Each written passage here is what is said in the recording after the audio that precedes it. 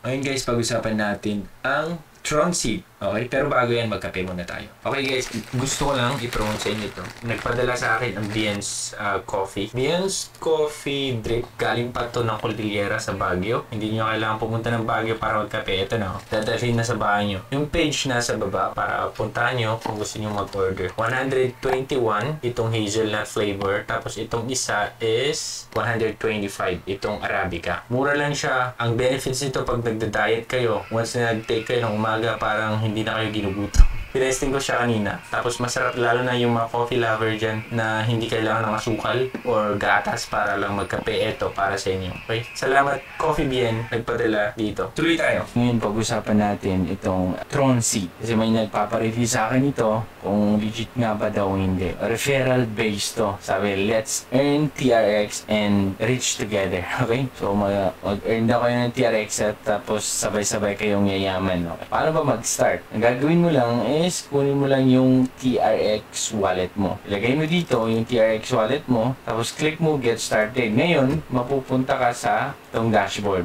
So, ito na yung ginamit ko. Pag mag-sign up ka, walang ibang information na kukunin sa'yo kundi yung wallet address mo na TRX. Tapos, once na nag-sign up ako, agad-agad meron daw akong 500 TRX. So, equivalent niyan ngayon is $44. Pero ito, sasabihin ko sa inyo huwag kayong excited. Kasi, rini-review natin itong project na to. Okay? Mga ganitong project, 80 to 90% pwedeng scam. Akalain mo pa naman, ito magbibigay siya ng ganun lang, mag-sign up ka lang. Yan, 44 or 500 TRX. Yan na yung balance mo. Tapos, referral based to. Kung kada refer mo, meron papasok, meron kong makukuha. So, dito makukuha yung referral link mo. So, parang napaka-imposible, okay, na maging legit yung ganito. Ibig sabihin, namimigay lang siya, nagpapamud-mud lang siya ng pera. Okay, ito. Ang total TRX na kung saan may didistribute sa June 1, kasi 23 days. Okay, 23 days lang, tapos mag-start na yung distribution, ay mga 10 million TRX. So, makita mo dito yung mga top account. Ang na-earn niya is $2,837. 1,000, 1,000, 1,000. So, andito tayo para i-review and then i-check, mag-experiment tayo, okay? Sabi 80 to 90% pwedeng maging scam. Pwede din legit siya, okay? Pero, tignan nga natin. Kaya natin susubukan. Ngayon, eto lang ang paalala ko sa inyo. Kung gusto yung subukan, eto tandaan nyo. Una, pwedeng gumamit kayo ng ibang TRX wallet. Gagawa kayo, huwag yung gamitin yung mga TRX wallet nyo na nakakonect sa Binance, nakakonect sa anong mga decentralized application na legit, okay? Huwag niyong gamitin nyo yung mga Tron nyo na merong karga na nag-deposit na kayo. Gamitin nyo yung bagong TRX wallet, gumawa kayo, tapos yun ang ilagay nyo na exclusive lang dito. Dito nyo lang gagamitin, okay? Pangalawa, sa June 1 or before June 1, meron na siguro mag-pop up dito ng mga message na bago mo makuha yung 500 TRX mo or kahit anumang TRX or balance meron ka dito, magde-deposit ka muna ng $100, $200, mga ganong style. So, pag ganun na nakita nyo na humingi na sila ng deposit, na kailangan mo na mag-deposit bago mo makuha itong sinasabi nilang TRX na reward mo, then considered mo yan na scam.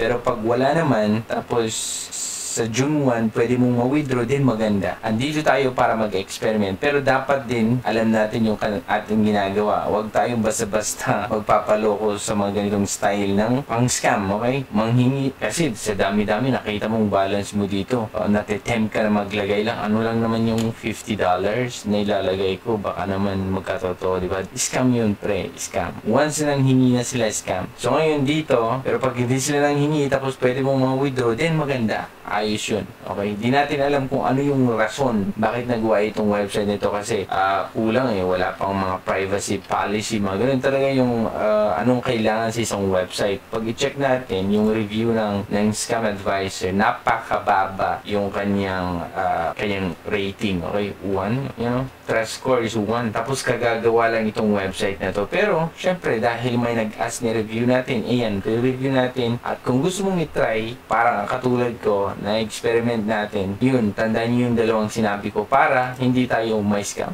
Okay, para hindi kayo may scam. So, ayan, yung Tron Seed. So, gusto ko nang ipalalasin nyo kasi ang dami-dami mga scammer ngayon. Mga project na nagsilabasan, gusto lang mga scam, cash grab, tinatawag nila. Then, huwag tayo magpapaloko, okay? Gusto nating matuto about cryptocurrency, okay, go, sali tayo sa mga project na gusto natin, pero wag yung mga projects na kung saan talagang i-scamming ka. Dapat kilalanin nyo, mag-research kayo. Napaka-importante yan, lalo na ngayon. Pag makahanap kayo ng mga project na magaganda ngayon, kasi bagsak yung market, tapos lahat ngayon takot na takot kung anong mangyari. Pababa ng pababa si Mother Bitcoin eh. So affected lahat, mapa-altcoin, mapa NFT games, play to earn, bumaba lahat sila, affected eh. Pero pag nag-start umakyat ang Bitcoin, susunod na lahat at magkakaroon na naman tayo ng all-time high na sinasabi. Ngayon, pababa pa ng pababa eh. Ito yung time na kung saan silip-silip yung magaganda project na kung saan lagyan nyo. Huwag kayong maglagay dun sa time na kung saan ang taas-taas na ng mga prices nila. Okay? Yung sabi nga nila, buy